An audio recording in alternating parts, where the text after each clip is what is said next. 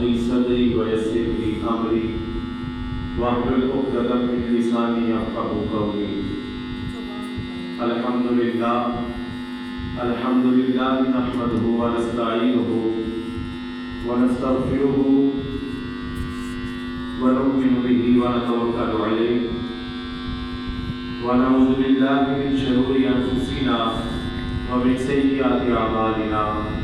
من يهده الله فلا مضل له ومن يضلله فلا هادي له. أما بعد فأعوذ بالله من الشيطان الرجيم. بسم الله الرحمن الرحيم. محمد رسول الله والذين معه أشداء على الكفار رحماء بينهم تراهم ركعا سجدا. آمنت بالله صدق الله مولانا العظيم وبلغنا رسوله النبي الكريم الأمين. إن الله وملائكته يصلون على النبي يا أيها الذين آمنوا صلوا عليه وسلموا تسليما. مواضع بلند سر مل کر آقا کی بارگاہ میں درود و سلام کا نذرانہ عقیدت پیش کیجیے. الصلاۃ والسلام علیک یا سیدی یا رسول اللہ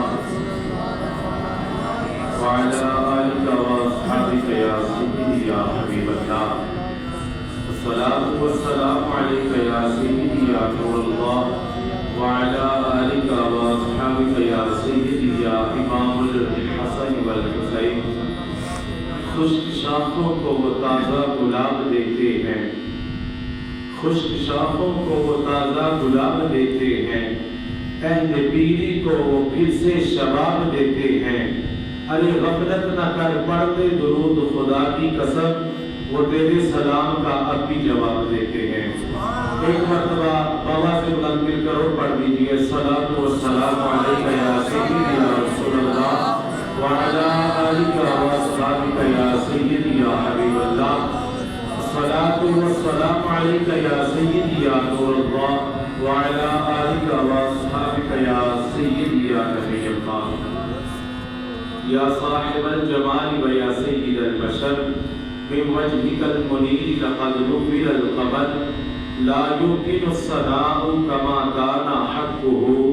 بعد از خدا بزرگ توئی. قصہ مختصر سی میری کہانی ہے، جو بھی ہے آقا کی مہربانی ہے، اور جتنی سانسوں نے ان کا نام لیا بس وہی میری زندگانی ہے.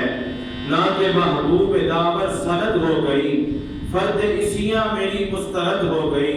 مجھ سے آسی بھی آغوش رحمت میں ہے، یہ تو بندہ نوازی کی حد ہو گئی. اور وہ تو صحراؤں میں بھی پانی پلا دیتے ہیں پیاسوں کو، کہ ان کی انگلیوں میں بھی سمندر رقص کرتا ہے. اور زمین و آسمان بھی اپنے قابو میں نہیں رہتے، تڑپ کر جب محمد کا کلندر رقص کرتا ہے. اور اقبال کہتا ہے کہ محمد سے وفا تو نے تو ہم تیرے ہیں، یہ جہاں چیز ہے کیا لوح و قلم تیرے ہیں.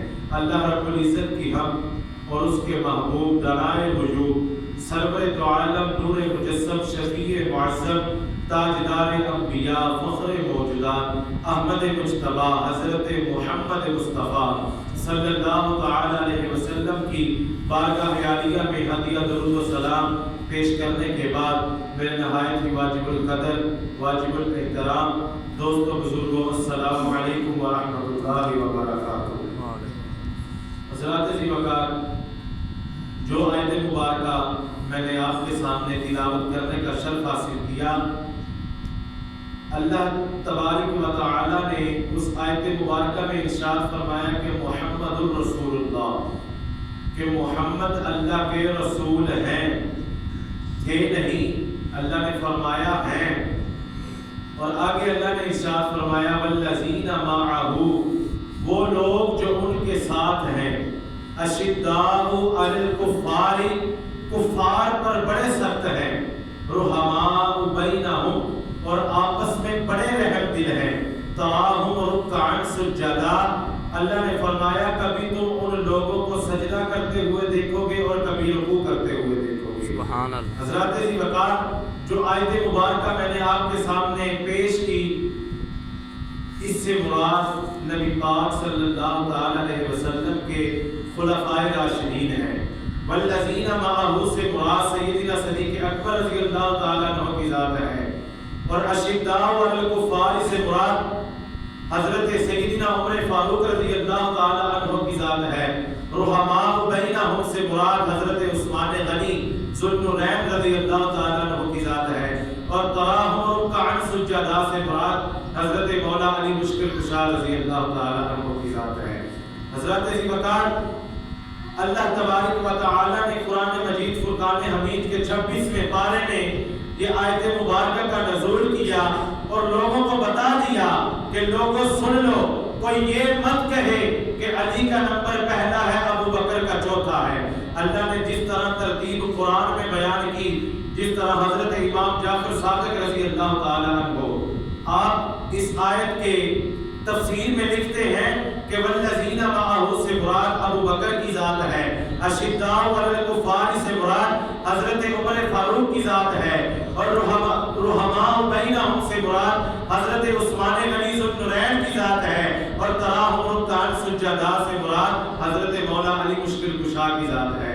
حضرات ذی وقار آج میں جس موضوع پر گفتگو کرنا چاہتا ہوں وہ خلفائے راشدین ہیں، اور اہل سنت کا یہ عقیدہ ہے، اور آقا کریم صلی اللہ تعالی علیہ وسلم کی حدیث مبارکہ ہے۔ حضرت ابو ہریرہ رضی اللہ تعالی عنہ روایت بیان فرماتے ہیں کہ آقا کریم صلی اللہ تعالی علیہ وسلم نے ارشاد فرمایا کہ خلفائے راشدین یعنی ان 4 صحابہ کی محبت جس کے دل میں نہیں ہے، ایک کا بھی بغض ہے اور 3 کی محبت ہے، اللہ تبارک و تعالیٰ کے حبیب نے فرمایا کہ اس کا ایمان کامل نہیں ہے۔ اگر 4 کی محبت میں سے ایک کا بغض ہے، 3 کی محبت دل میں موجود ہے مگر ایک کا بغض ہے، تو اللہ کے حبیب نے فرمایا اس کا ایمان کامل نہیں ہے۔ یہ میں نہیں کہہ رہا، اللہ کے رسول نے فرمایا کہ جو میرے 4 یاروں میں سے کسی ایک کا بھی بغض اپنے دل میں رکھتا ہے اس کا ایمان کامل نہیں ہے۔ ایک اور مقام پر آقا کریم صلی اللہ علیہ وسلم نے فرمایا، آقا نے فرمایا قال رسول اللہ صلی اللہ علیہ وسلم ان اللہ تعالی اختار اصحابی علی العالمین سوى النبیین واختار من اصحابی اربعة فجعلهم خیر اصحابی ہوا ابو بکر و عمر و عثمان و علی رضی اللہ تعالی عنہما۔ آقا نے فرمایا کہ اللہ تبارک و تعالی نے دنیا میں تمام انبیاء کے سوا جتنے بھی صحابہ کو پیدا فرمایا سارے صحابہ کو برگزیدہ پیدا فرمایا، اور ساتھ ہی ساتھ فرمایا کہ جتنے بھی صحابہ کو پیدا فرمایا وہ برگزیدہ پیدا فرمایا، اور پھر تمام صحابہ میں سے 4 کو منتخب کیا اور ان کو میرا بہترین دوست بنایا اور ان کو میرا خلفائے راشدین بنایا۔ اور وہ کون کون ہے؟ پہلے ابو بکر ہے، تاجدار صداقت ہے، دوسرے نمبر پر عدل کا پہرے دار ہے، عدل کا پہرے دار عمر فاروق ہے، اور تیسرے نمبر پر عثمان غنی ذو النورین رضی اللہ تعالیٰ عنہ کی ذات ہے، اور پھر چوتھے نمبر پر حضرت مولا علی مشکل کشا رضی اللہ تعالیٰ عنہ کی ذات ہے۔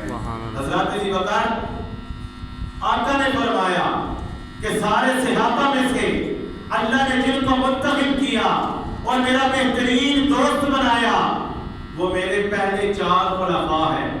یہاں پر آج کل مسئلہ یہ ہے کہ کچھ لوگ کہتے ہیں کہ علی کا پہلا نمبر ہے، ابو بکر کا بعد والا نمبر ہے۔ ارے میں بتانا یہ چاہتا ہوں کہ حضرت مولا علی مشکل کشا رضی اللہ تعالی عنہ آپ نے فرمایا کہ جو مجھے ابو بکر عمر اور عثمان سے افضل کہے اس کو 80 کوڑے مارے جائیں۔ یہ حضرت علی کا خود قول ہے کہ جو مجھے 3 صحابہ سے ابو بکر عمر عثمان سے افضل کہے اس کو 80 کوڑے مارے جائیں۔ ایک کوڑا لگتا ہے تو جسم کا سارا ماس کھینچ لیتا ہے۔ حضرات ذی وقار اس بات کا دھیان رہے کہ پہلا نمبر ابو بکر کا ہے، دوسرا نمبر حضرت عمر فاروق کا ہے، اور تیسرا نمبر حضرت عثمان غنی ذو النورین رضی اللہ تعالیٰ عنہ کا ہے، اور پھر چوتھا نمبر حضرت مولا علی مشکل کشا کا ہے۔ ایک اور مقام پر آقا کریم صلی اللہ تعالی علیہ وسلم نے ارشاد فرمایا کہ ما صب اللہ فی صدر شیئا الا صببته فی صدر ابی بکر۔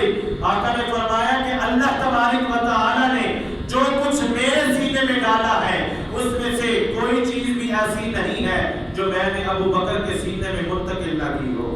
تو پتہ چلا جس چیز کو اللہ نے اپنے محبوب کے سینے میں ڈالا ہے اور اللہ کے حبیب نے اس ہر چیز کو ابو بکر کے سینے میں ڈالا ہے۔ تو میرے بھائیوں، یہاں سے حضرت ابو بکر کی شان کا، ان کی عظمت کا پتہ چلتا ہے کہ اللہ تبارک و تعالی نے حضرت ابو بکر صدیق رضی اللہ تعالی عنہ کو کتنی عظمتوں سے، کتنی رفعتوں سے نوازا ہے۔ حضرات ذوالفقار کون ابو بکر؟ میں الحمدللہ نقشبندی مجدی ہوں اور یہ میرے لیے باعث فخر ہے کہ میرا سلسلہ حضرت ابو بکر صدیق رضی اللہ تعالیٰ عنہ سے چلتا ہے۔ وہ نقشبندیوں کے سر کا تاج بھی ہیں اور آقا نے فرمایا کہ افضل البشر بعد الانبیاء جو ذات ہے وہ حضرت سیدنا صدیق اکبر کی ذات ہے۔ جس طرح تمام سلسلوں کا سردار سلسلہ نقشبندیہ ہے، اس طرح تمام صحابہ کا سردار حضرت ابو بکر صدیق رضی اللہ تعالیٰ عنہ کی ذات ہے۔ اور آقا نے جن کے بارے میں فرمایا کہ میں نے دنیا میں ہر ایک کے احسان کا بدلہ دے دیا ہے، ابو بکر کے احسان کا بدلہ کل قیامت کے دن دیا جائے گا۔ حضرت ابو بکر کی ذات اتنی وراء الورا ذات ہے، ان کی اتنی عظمت اور شان ہے، جتنی بیان کی جائے اتنی کم ہے۔ اور حضرت ابو بکر صدیق رضی اللہ تعالی عنہ، آپ نے اسلام قبول کرنے سے پہلے بھی کبھی کسی بت کو سجدہ نہیں کیا۔ اور حضرت ابو بکر صدیق رضی اللہ تعالی عنہ، مشکوٰۃ شریف کی حدیث مبارکہ ہے کہ حضرت ابو بکر صدیق رضی اللہ تعالی عنہ بارگاہ رسالت میں حاضر ہیں اور بھی چند صحابہ تشریف فرما ہیں۔ حضرت ابو بکر صدیق اپنی زبان اقدس سے یہ بیان فرما رہے ہیں کہ میری عمر مبارک 4 سال کی تھی، ابھی اسلام قبول نہیں کیا تھا۔ آپ فرماتے ہیں میری عمر 4 سال کی تھی، میرے والد ماجد ابو قحافہ، آپ نے مجھ کو اپنے ساتھ لیا اور بت خانے میں لے گئے۔ آواز صحیح آ رہی ہے سب کو؟ آپ فرماتے ہیں میری عمر 4 سال کی تھی، میرے والد ماجد ابو قحافہ، آپ نے مجھ کو اپنے ساتھ لیا اور بت خانے میں لے گئے۔ بت خانے میں جب لے گئے، ایک بت کے سامنے کھڑا کیا اور مجھے کہنے لگے کہ اے ابو بکر، یہ تیرے بلند و بالا خدا ہے، ان کو سجدہ کر۔ حضرت ابو بکر فرماتے ہیں جب میں اس بت کے سامنے کھڑا ہوا، میں اس بت سے مخاطب ہوا، میں نے اس بت سے کہا کہ اے بت، اگر تو خدا ہے تو مجھے کھانے کے لیے کچھ دے۔ حضرت ابو بکر صدیق فرماتے ہیں کوئی جواب نہ آیا۔ جواب بھی کیسے آتا؟ ایک پتھر کا بت تھا، کیسے بول سکتا تھا؟ آپ فرماتے ہیں میں نے دوسرا سوال کیا کہ اے بت، اگر تو خدا ہے تو مجھے پہننے کے لیے کپڑا دے۔ آپ فرماتے ہیں پھر کوئی جواب نہ آیا۔ آپ نے زمین سے پتھر کو اٹھایا اور اس بت کو دے مارا، وہ پتھر زمین پر گر گیا، بت زمین پر گرا۔ تو آپ کے والد ماجد ابو قحافہ نے جب یہ معاملہ دیکھا تو آپ کے منہ پر ایک تھپڑ مار دیا اور آپ کو آپ کی والدہ کے پاس لے گئے۔ جا کر آپ کی والدہ کو سارا معاملہ بیان کیا کہ آج تیرے بیٹے ابو بکر نے ہمارے خداؤں کی، ہمارے بتوں کی، ہم جن کی پوجا کرتے ہیں ان کی بے عزتی کی ہے، ان کو پتھر مارا ہے۔ تو قربان جاؤں آپ کی والدہ کی عظمت پر۔ آپ کی والدہ نے فرمایا ابو قحافہ، اس بچے کو اس کے حال پر چھوڑ دو۔ آپ کے والد پوچھتے ہیں اس کی کیا وجہ ہے؟ آپ کی والدہ فرماتی ہے کہ جب یہ پیدا ہونے والا تھا تو مجھے غیب سے آواز آئی تھی کہ یا عبد اللہ بالتحقیقی بالولد العقیقی اسمہ فی السماء صدیقی لمحمد صاحب و رفیق۔ آپ کی والدہ فرماتی ہے جب یہ پیدا ہونے والا تھا تو مجھے غیب سے آواز آئی تھی کہ جس بچے کو تو جنم دینے جا رہی ہے، یہ بچہ کوئی عام بچہ نہیں ہے بلکہ اس کا نام عتیق ہے اور آسمانوں میں اس کا نام صدیق ہے اور یہ محمد کا صاحب اور رفیق ہے۔ آپ کی والدہ فرماتی ہے کہ جب ابو بکر کی پیدائش ہونے والی تھی تو مجھے غیب سے آواز آئی تھی کہ جس بچے کو تو پیدا کرنے والی ہے یہ بچہ تمام صحابہ کا سردار ہوگا اور اس کا نام عتیق ہے اور آسمانوں میں اس کو صدیق کے نام سے پکارا جائے گا اور یہ بچہ کوئی عام بچہ نہیں ہے بلکہ جس کے لیے ساری کائنات کو پیدا کیا گیا ہے، یہ اس کا صاحب اور رفیق بن کر دنیا میں آیا ہے۔ تو حضرات ذوالفقار، یہ حضرت سیدنا صدیق اکبر صداقت کے تاجدار، جن کے بارے میں صداقت بھی گواہی دیتی ہے، صداقت کے تاجدار، نقشبندیوں کے سر کا تاج حضرت ابو بکر صدیق رضی اللہ تعالی عنہ بارگاہ رسالت میں بیٹھے یہ خود بیان کر رہے ہیں، جب آپ کی بات مکمل ہو گئی تو اللہ رب العزت نے جبریل امین کو حکم دیا کہ بارگاہ رسالت میں پہنچو۔ جبریل امین بارگاہ رسالت میں حاضر ہوئے، عرض کرتے ہیں یا رسول اللہ صلی اللہ علیہ وسلم، آپ کا رب فرما رہا ہے کہ ابو بکر نے ابھی جو کچھ بیان کیا وہ سچ بیان کیا۔ ارے صدیق اکبر کس کو کہتے ہیں؟ صدیق اکبر اس کو کہتے ہیں کہ جس کی بات کی تصدیق اللہ رب العزت جبریل امین کو بھیج کر کرواتا ہے کہ صدیق جو کہہ رہا ہے وہ سچ کہہ رہا ہے۔ اور اللہ رب العزت نے قرآن مجید فرقان حمید میں ارشاد فرمایا والذی جاء بالصدق وصدق به اولئک هم المتقون۔ اللہ نے فرمایا والذی جاء بالصدق، وہ ہستی جو سچ لے کر آئی، والذی جاء بالصدق، وہ ہستی جو سچ لے کر آئی، والذی جاء بالصدق وصدق به، اور جس نے اس سچ کی تصدیق کی اسے ابو بکر کہتے ہیں۔ یعنی جو سچ لے کر آئی وہ ذات تیرے میرے پیارے آقا، آقا انعامدار، آمینہ کے لال، عبداللہ کے نور نظر، حضرت محمد مصطفیٰ صلی اللہ تعالی علیہ وسلم کی ذات ہے۔ اور جس نے اس سچ کی تصدیق کی، جو اس سچ کو لے کر آیا وہ ذات آقا کی ذات ہے، اور اس سچ کی تصدیق کرنے والی ذات تاجدار صداقت خلیفہ اول بلا فصل حضرت سیدنا ابو بکر صدیق رضی اللہ تعالی عنہ کی ذات ہے۔ حضرات ذی وقار جو بات مصطفیٰ کہے اس کی تصدیق ابو بکر کرتا ہے، اور جو بات صدیق اکبر کرے اس کی تصدیق اللہ رب العزت جبریل کو بھیج کر کرواتا ہے۔ تو پتہ چلا کہ اللہ رب العزت نے آقا کریم صلی اللہ تعالی علیہ وسلم کے خلیفہ اول بلا فصل حضرت سیدنا ابو بکر صدیق رضی اللہ تعالی عنہ کو بڑی عظمتوں اور بڑی رفعتوں سے نوازا ہے۔ حضرات ذی وقار ایک مرتبہ حضرت ابو بکر صدیق رضی اللہ تعالی عنہ اور حضرت مولا علی مشکل کشا رضی اللہ تعالی عنہ ایک ہی راستے پر چل رہے تھے۔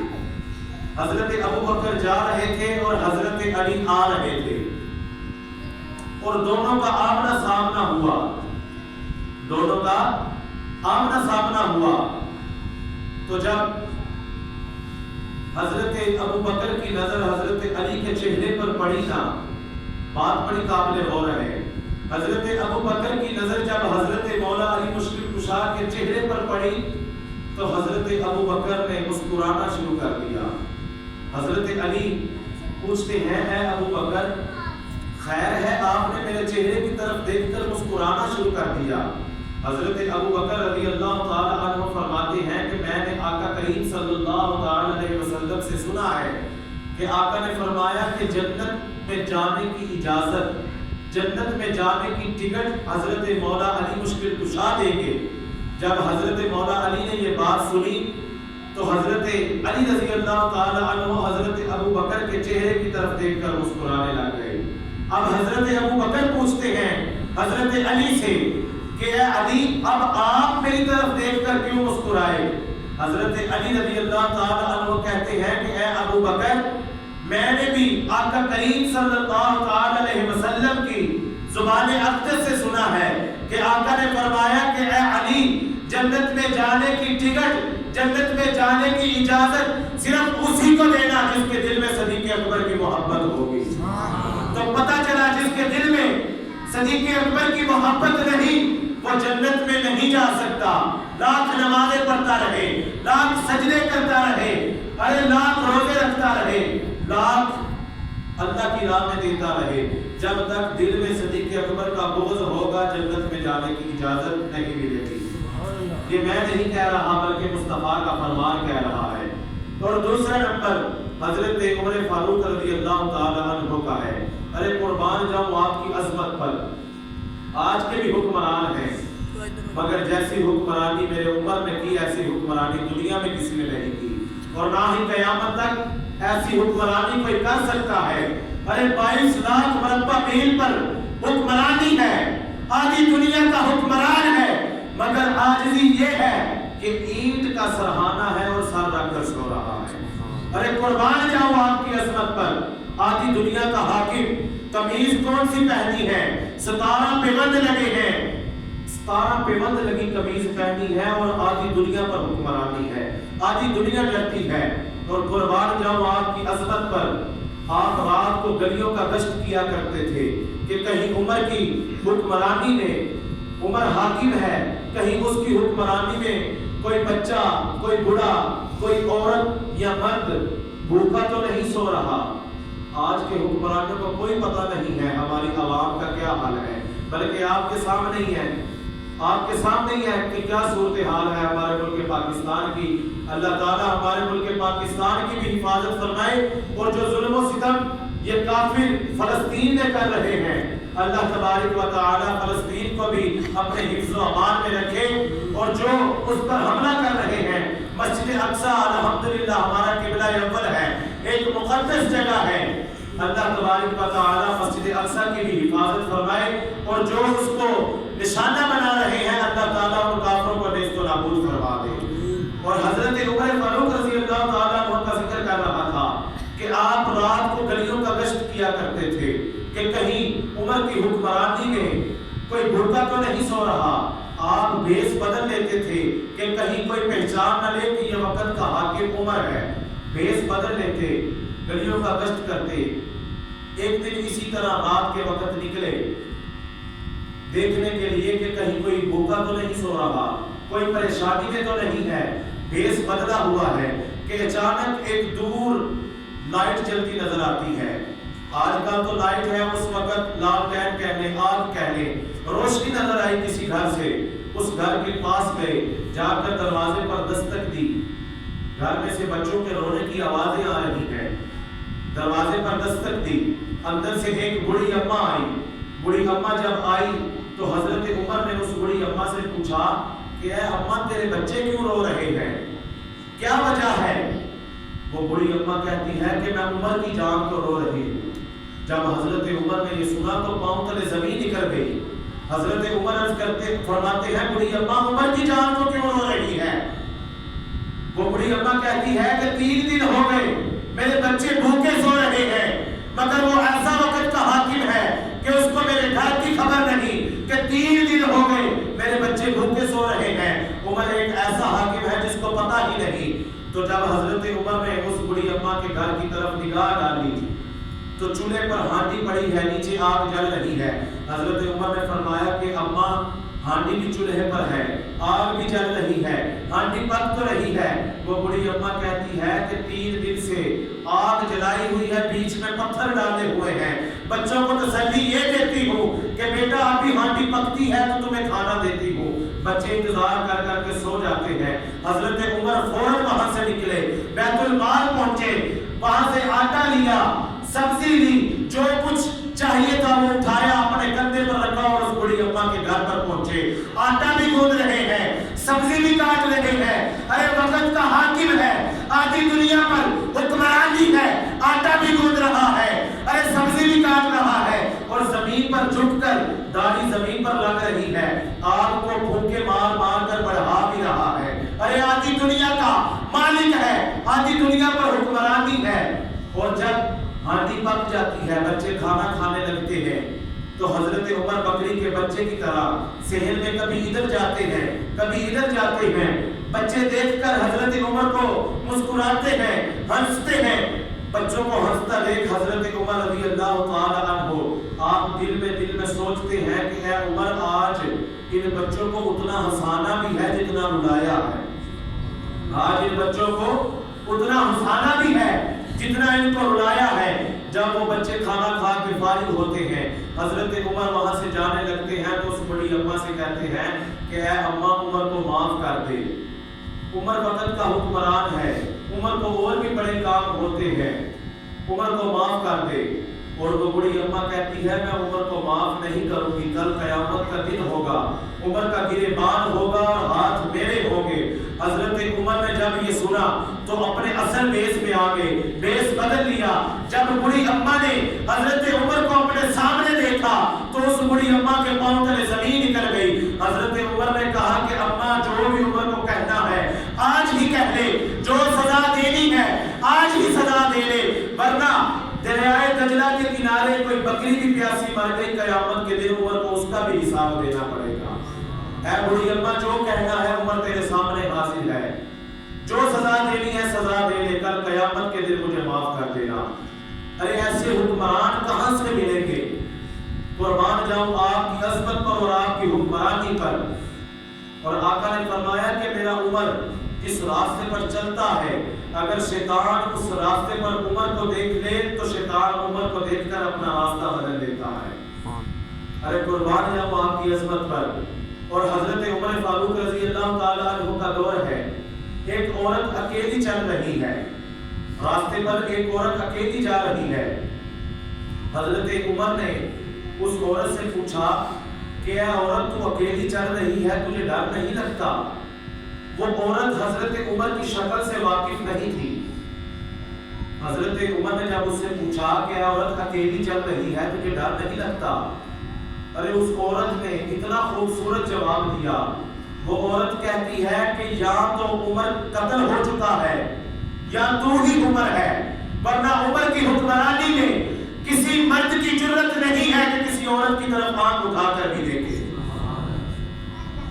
حضرت عمر کی حکمرانی میں کسی مرد کی اتنی جرت نہیں تھی کہ کسی عورت کی طرف آنکھ اٹھا کر بھی دیکھے۔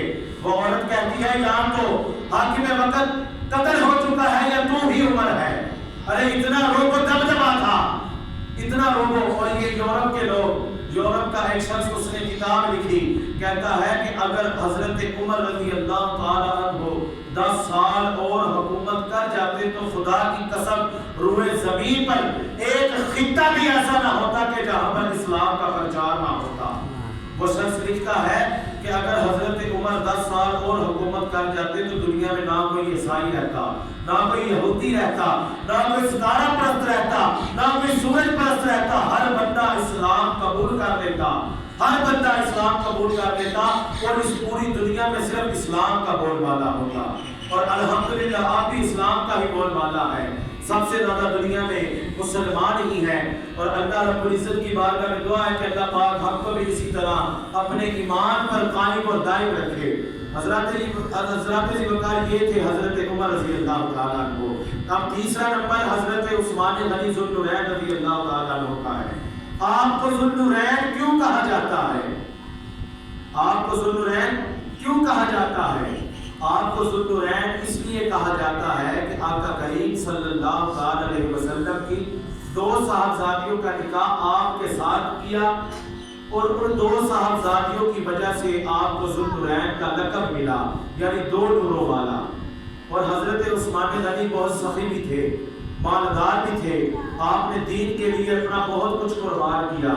اور آپ کی شان یہ ہے کہ حضرت اما عائشہ صدیقہ رضی اللہ تعالی عنہا آپ فرماتی ہیں کہ ایک دن آقا کریم صلی اللہ تعالی علیہ وسلم میرے حجرہ مبارک میں تشریف فرما تھے، میرے حجرہ مبارک میں تشریف فرما تھے کہ دروازے پر دستک ہوئی، اور حضرت اما عائشہ صدیقہ فرماتی ہیں کہ آپ اس حالت میں میرے حجرہ مبارک میں تشریف فرما تھے کہ آپ کی پنڈلیوں سے، یعنی جس کو ہم پنڈی کہتے ہیں، یہ ٹانگ پنڈی، آپ کی پنڈلیوں سے کپڑا ہٹا ہوا تھا، یعنی آپ کی پنڈلیاں ننگی تھی۔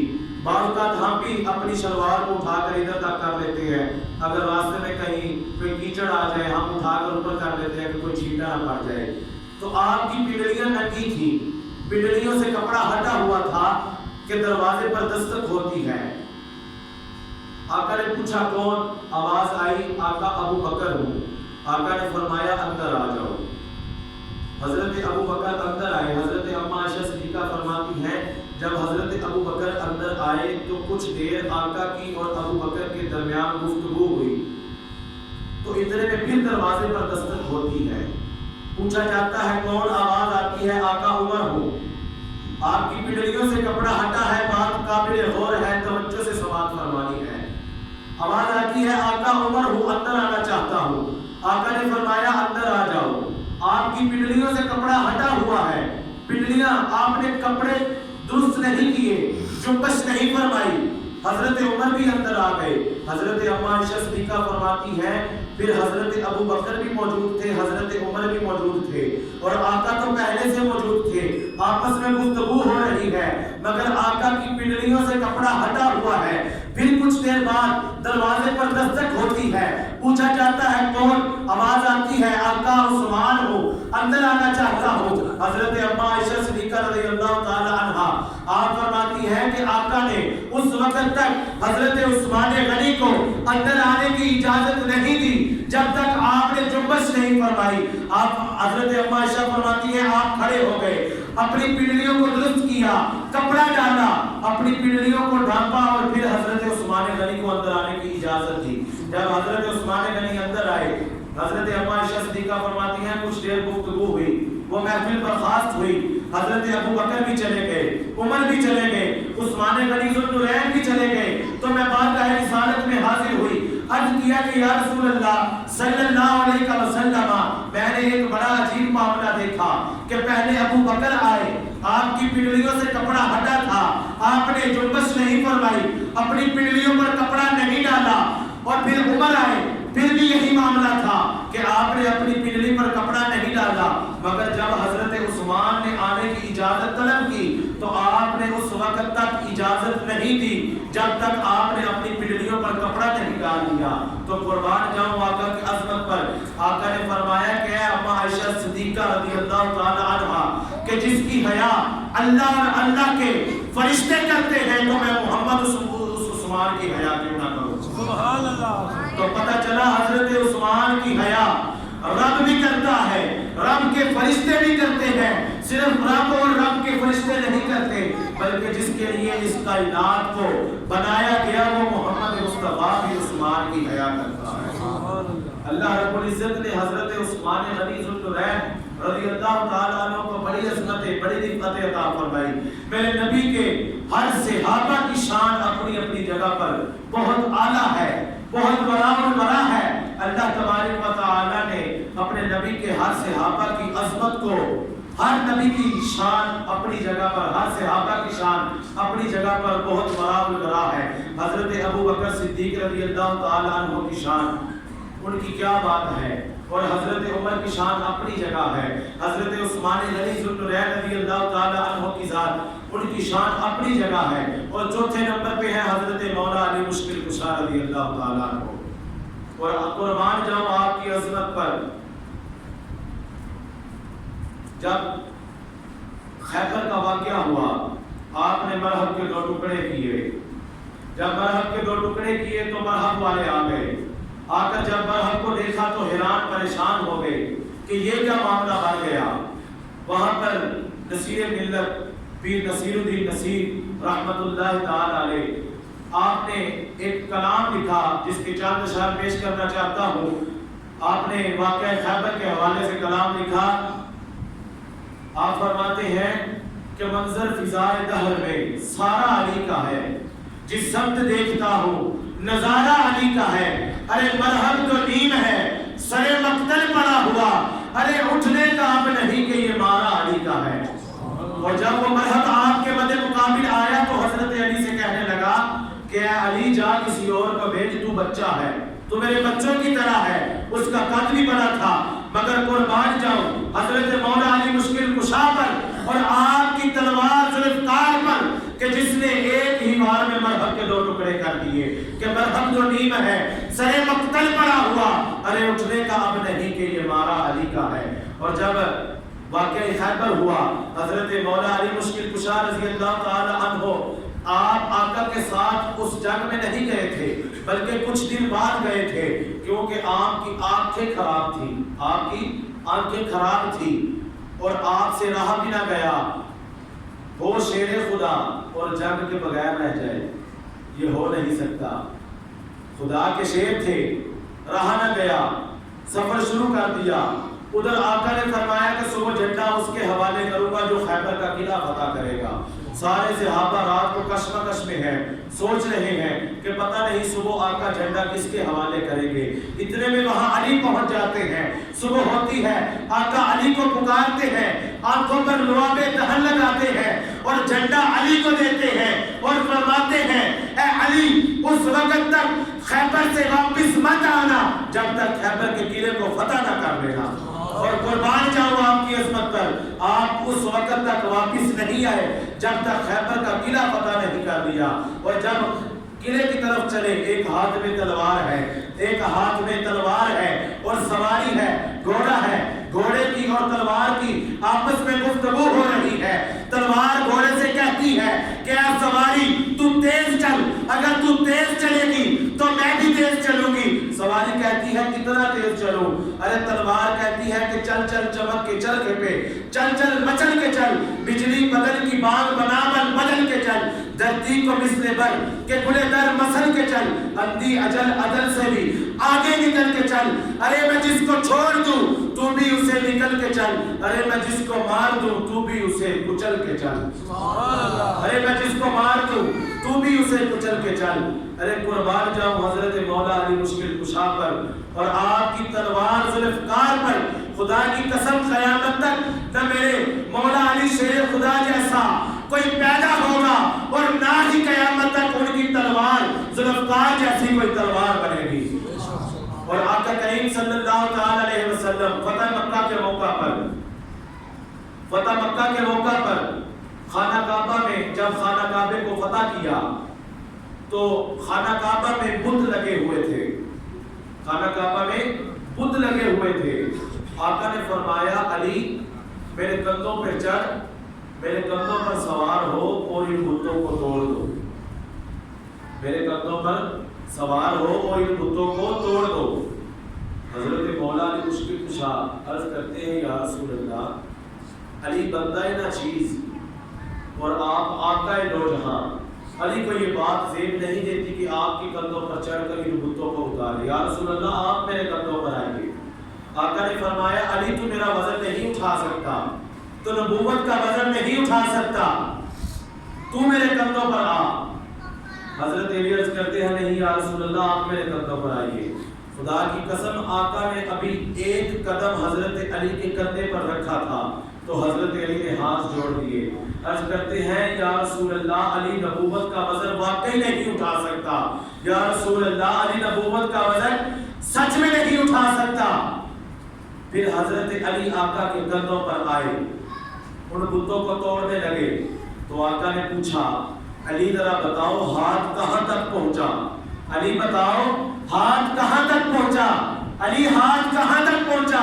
حضرت علی عرض کرتے ہیں یا رسول اللہ اگر آپ اجازت دے تو میں عرش کا پایا پکڑ کر زمین پر لے آتا ہوں۔ اتنا اونچا ہاتھ پہنچا کہ عرش سے بھی اوپر چلا گیا۔